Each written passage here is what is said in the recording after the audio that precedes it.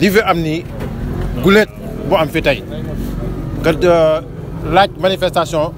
ñu autoriser la encadré nga wax li nga bëgg a wax te dara amul ñu def ko ci pacifiquement franchement lii dama am mbégte di wax ne nag nii boo gisee manifestation bi li ko waral mooy gouvernement bi dafa def loo xam ne nii tëddee njaaxaanaay li fi am musu fee am ba depuis l'histoire du Sénégal lii fi am nii mi ngi fi soog a am nii tey kenn musul gis lii ku ma am ndey ku ma amul ndey yow bu fekkee da nga am doole boo defee naka su du noonu ñu teg la fole bu fekkee ne da ngaa néew doole boo defee même benn ginaar boo ko sàccee sax ñu yóbbu la police xam nga loolu moom tegul fenn gis nañ fi li fi xew des choses des vidéos palpables et tangibles yoo xam ne nii seen camp la bokk ñëpp ko gis adduna bi yëpp adduna bi wërngal képp ko gis mi ngi nii tey di doxe soxlaam muy Bougazelli problème mu passeport yi ñuy doon nii loo xam ne nii ñu ngi ko si tuumaale kilifa gis nañ fi ñoom seen bopp li Olof Ndiaye am na nu mu koy waxee xam nu mu ko si waxee mais ñoom seen bopp waaw làq doom mais ñoom seen bopp problème passeport diplôme ñëpp gis nañ ni mu demee ñoom seen biir xam na ñu mu demee yoon saisir na mais ñoom seen bopp ba léegi ñoom ñu ngi doxee seen soxla kenn defu leen dana xoolal kilifa loo xam ne nii tëj sax waruñu woon sax arrêté yow waru fa woon sax fanaan mais ñi dañoo weesu sonn nañ trop waxuma la ay mbokkam sax mais Sénégal njaay si boppam moo sonn léegi kenn ñemewul wax kenn ñemewul ñaxtu te ñaxtu l'islam si boppam moo ko santaane bu fekkee ne mënoo koo faj sa xool ko koy bës boo demee ba nga manifester ko ñëpp dégg ku waratoon dégg ko man daal loolu amoon lu may jox wasalaam. waaw damay wax rek ne tey jii message bi jàll na tuuti na bari na message bi jàll na maanaam ñun tey jii liñ bëgg Kaolack mooy justice bu équitable ñu bàyyi par parloo bi ku ma am ndey ku ma amul ndey danoo sonn xam nga tey xale bu war a toll ci takk jabar amoo loo takkee jabar xale boo xamante ne toll nga ci takk jabar am jabar amoo kër goo ko dugal ñu fiy jël ay étranger di leen jox ay 30 000 hectares du dëgg du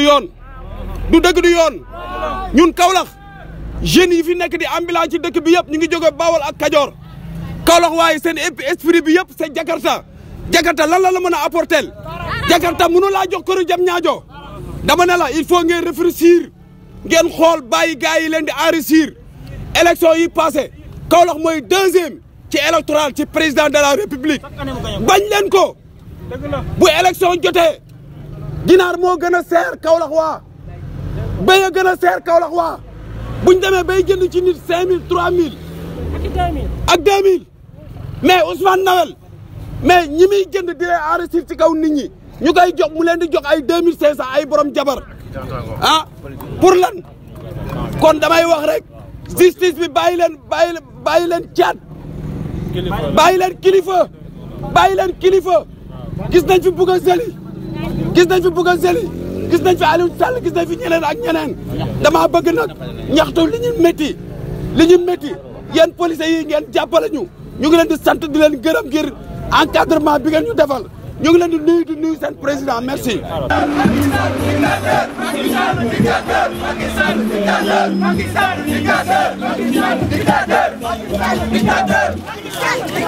bon suñu teewaay fii du dara lenn rek la que ñun Macky Sall moomuñu de Macky Sall lim na def nii ko waa Sénégal jël justice bi maanaam moom day ñaari mbir moo koy tax xeex. day venger wu si population sénégalais bi ba pare jël justice bi teg ko si kaw sénégalais yi te duñ ko nangu mais bu waxee mu ne la bonne gouvernance qu'est-ce que c'est la bonne gouvernance la bonne gouvernance mooy maanaam da ngay jël justice bi jël ko yow amee kenn du wax ku wax nga tëj mais la justice pour pauvres yi ñoo ko moom pour pauvres yi bu ñu leen tooñee ñoom ñu dem porter plainte ñi nga xam ne tey ñoom ñoo am doole mais tey jii nii tey man ak yow bu ñu jotee tey jii nii nga nekk milliardaire duñ xool sax ne yow mii ni man maa la tooñ déedéet non enfermé la point barre ñun Macky Sall xoolal yow moomoo ñu dëndoo ñu dina suñu yaay dina suñu baay te di nga libéré kilifa force di nga libéré ñi nga xam ne tey jii nii injustice dafa dal seen kaw ñun waa Kaolack dinañ am suñu pied fii si Kaolack ñoo taxaw Macky Sall moom moo waa Kaolack Macky Sall jundooñu mani sëriñ si yéen a ngi seetaan sëriñ si yéen a ngi seetaan wax leen Macky Sall dëgg man ñi teewoo fii nii laa considéré comme sëriñ si Kaolack ñi fi teewoo fii nii ñii ni nga xam ne tey jii ñoo bàyyi seen i place ñoo bàyyi seen i yite man ñii laa considéré tey jii nii comme des Kaolack waa que Macky Sall wallaahi di ñu rey boo naree jël justice bi nii teg ci lu kaw te di nga libéré kilifa wasalaam. asalaamaaleykum wa rahmatullahi taala wa barakaatu. man leen rek laa mën a wax leen rek laa bëgg a wax dama bëgg ngeen xam ne nattu moo de kerkelaani lawliyaa yi ku weddi laal xeer lan bi yaay waaye doomu aadama boo ko ñemee doo ko tëj ci bërëb koy dóor sa di ko takk bak suñ tubaab da nga koo ragal nit ki boo koy dóor doo ko takk da nga koy bàyyi mu wax ak yow boo dóoree mu fayu kilifa tëj bii nga ko tëj yow président de la république yow Macky Sall tegoo ko ci benn yoon ñun ñii di wax ak yow man ak moom ñoo bokk ndey ak baay sonn nañ lool yow nga ni yow Macky Sall social ngay dundoo social kii dund social mooy ki nga tëj ci biir kaso bi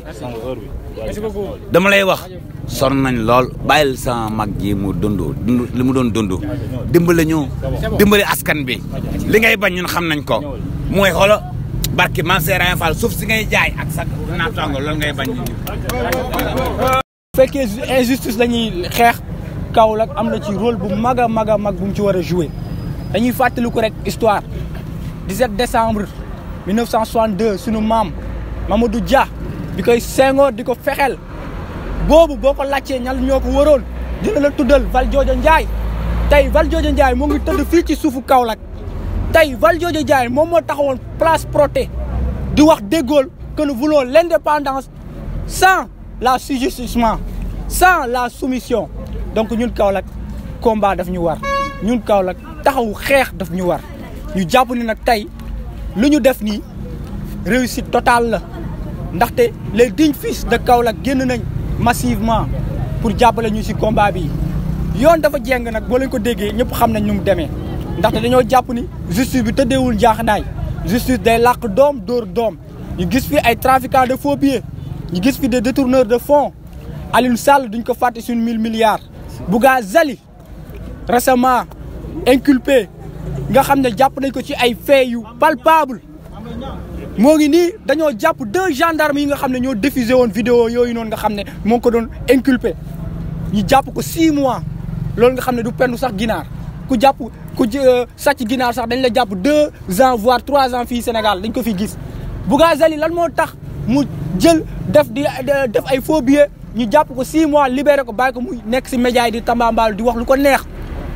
alors que fii bu fekkee ni ay activistes wala ay opposants dissidents génn nañ di xeexal askan bi ñi leen ñu jaay doole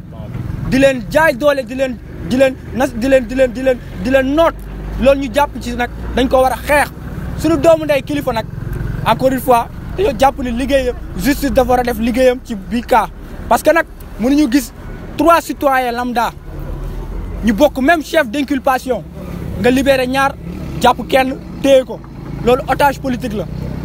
loolu nag moo tax ñu ne tey justice bi dafa jeng encore une fois justice dafa jeng foofu laa yemale kàddu yi. Bonjour, chers citoyens kaolackois, chers compatriotes kaolackois. Nous avons réussi aujourd'hui une chose inédite. Nous avons réussi une chose inédite ici à Kaolack. Parce que si on se rappelle que tous les marches qui ont eu au Sénégal, on voit que les Kaolackois ne font rien. Les Kaolackois sont dans leur mutisme total. Alors que l'injustice règne partout au Sénégal. Aujourd'hui, l'organisation Y en a marre et l'organisation Frappe et toutes les forces vives de Kaolack ont dit non aujourd'hui. Nous avons lancé cette première acte qui ne sera pas la dernière bien sûr, pour dire que l'injustice règne partout, pour dire qu'il y a des malfaiteurs, des bandits fonciers, des trafiquants de faux billets qui sont là et qui ne sont pas inquiétés. Alors que des dignes fils de Kaolack, alors que des dignes fils du Sénégal, des opposants et des activistes sont traqués, sont brimés et sont emprisonnés. Ce n'est pas du tout normal. La justice doit être équitable, la justice doit être juste pour tout le monde. C'est ça, la justice doit être équitable, la justice doit être pour tout le monde. Merci beaucoup. néew na bëri na amul solo bu bëri loolu daanaka li am solo mooy def te def nañ te li tax mbooloo bi taxu koo bëri noonu dañu duut baaraam préfet moom moo bàyyi ba tey vendredi dañu dugal lettre de déclaration bi lundi ba tey ay 11h midi lañ ñu woo pour enquête loolu moo tax tey moo ñu fi boole moom mooy xeex lu dul yoon justice dafa jàng ñun ñëpp Kaolack quoi yëpp activistes yi mouvement yi société civile yi opposition bi ñëpp xam nañ ne préfet dafa jàng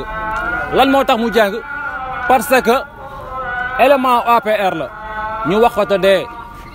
préfet dañ koy xamal ne ko Kaolack moom moomu ko Kaolack ñun Kaolack quoi ñun ñoo ko moom ñun ñooy borom dañ ko affecté tôt ou tard day dem léegi nag dañ koy xamal lenn mu neex ko mu naqari ko marche yi à chaque fois que besoin ñu soxla ko def dañ koy def suñu lettre de déclaration jox ko du marche du lettre du autorisation déclaration la def nañ ko à temps en bonne et due forme dootuñ nangu benn nit góor pour jaay jonge neexal sa soxna di ay marche ay opposition bi ak société civile bi ak mouvement yi loolu tey lay dakk